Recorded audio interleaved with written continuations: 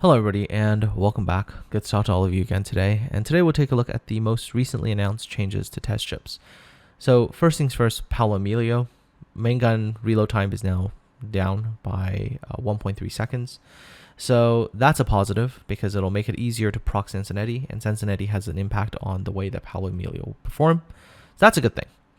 Anchorage has been nerfed a little bit. So they've dropped her smoke dissipation timer by 20 seconds, and they've replaced her AP shells with that of the New Orleans. So Anchorage is going to be a bit weaker, but still, I mean, with that overall firepower with HE, for example, I think she's still going to be okay overall. I mean, the AP on US heavy cruisers tends to be used in relatively more selective times. So as long as her HE stays the way it is, I think she'll still be okay. Okay, as for the German Tier 7 Munchen, statistically, I guess from Wargaming's perspective, she was a little bit overperforming, so they've nerfed her a little bit. Slight decrease to her DPM, but you'll notice it's a relatively small decrease there. And they've also changed the ballistics, so the HE and AP shells will lose speed faster, so therefore their flight trajectory will become more arcing. Now, that's, I guess, from their statistics that they're looking at, that's the conclusion they came to. I mean, okay. Just, I don't really have too many opinions regarding this ship. However, Florida has seen a more substantial nerf. So they've decreased her DPM. They've also decreased her alpha strike. So that's actually quite notable. She's lost in terms of a maximum alpha strike per salvo. She's lost 1,000 damage per shell, and so she's got 12 of them, so she's going to lose 12k alpha, and she's also suffering some on DPM because her reload got hit by 1.5. Furthermore, they whacked her ballistics. Her HE and AP shells will now become more arcing as well, so again, at long distance is a little bit harder to hit. And for a ship that's really meant to stay at range, the first two aren't as bad, but this one here is going to be quite painful. So we'll see how the ship performs after that through more testing. Again, not providing any personal opinions, but that is of course much more of a concern than even these two things. All right, moving on. And the US battleship, the split that they were talking about. So the split has had some adjustments. So for Kansas, for example, the restoration of hit points by the repair party consumable is now, of course, a standard battleship repair, but nothing else has been done.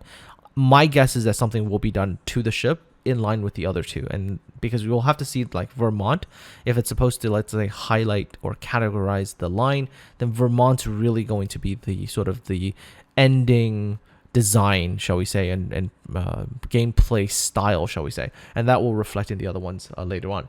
Minnesota has a bit of that already happening. First things first, again, back down to a standard heel, but hey, the deck sides and anti-torpedo bulges are now 38 millimeters. So first of all, that gives you a bounce surface against, up to even Shikishima guns without issues. You also have some degree of protection against HE spam, but still on Minnesota, I don't think that will be enough, as 38 can still be penned by some of the higher tier cruisers. The Sigma parameter has increased from 1.7 to 1.8, so the dispersion is going to become a little bit more reliable on the Minnesota. But it's Vermont where I think the key issue lies. First things first, they've increased the main deck armor to 51 millimeters, so that's a really good increase in protection. The side plating armor has also gone up from 32 to 38, so that's good. She'll become a lot more resistant towards HE, and also, again, having those bounce surfaces against Yamato and Shikishima guns, always a positive. Obviously, heel is still back to a standard battleship heel, so yes, that's not great. But they've made her a little bit more agile, right? 960 meter to 850 for the turning circle radius. And Sigma parameter has increased from 1.7 to 1.9. So long distance wise, much more consistency there. Remember, she does have 457 millimeter guns. So that consistency is going to hurt, right? And finally, and the most important one is this. The ballistics were changed. Now, the HE and AP shells will lose speed slower. Flight trajectory will become flatter. It'll be easier to hit stuff at a distance. So I think what they're trying to do with these US heavy battleship, this whole split thing, is they're trying to make it so that they are going to be more durable. They're still slow, but they're going to be more consistent out at long range. Again, I would like to see something done for Kansas, because again, for Kansas, who still's got 32 millimeters everywhere, this reduction, to a standard heel is not that great. And as for Franklin Delano Roosevelt, they've nerfed her rocket planes, so they do a little bit less damage, a little bit less chance for fires, but really that's about it. Anyways, the most notable changes were to the American battleships, and for the line split, this is looking more optimistic. Florida, unfortunately, has been whacked a little bit. So again, we'll have to see how that goes.